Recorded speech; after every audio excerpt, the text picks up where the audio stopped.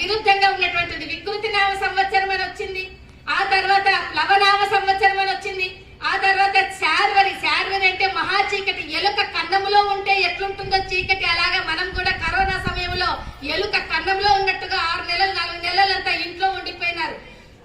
ఇలాగా శార్వరి అనే నామ సంవత్సరం వచ్చింది. ఆ తర్వాత సంతోషంగా శుభకృతు నామ సంవత్సరం వచ్చింది, శోభకృతు నామ సంవత్సరం వచ్చింది. పేరుకు తగినట్టే శుభంగా అందరూ ఉన్నారు. నార్మల్ గా ప్రజలందరూ ఆఫీసులకు వెళుతున్నారు, వ్యాపారాలు చేస్తున్నారు, మంచి మంచిగా ఉద్యోగాలు వ్యాపారాలు చేస్తున్నారు.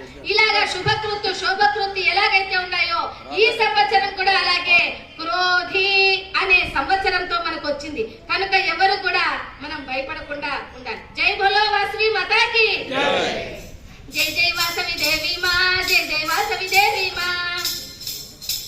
పలకరా, జై జై వాసవి దేవి మా, జై జై వాసవి దేవి మా.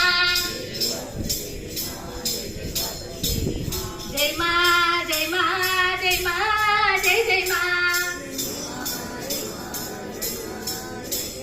జై మా, జై మా, జై మా, జై జై మా.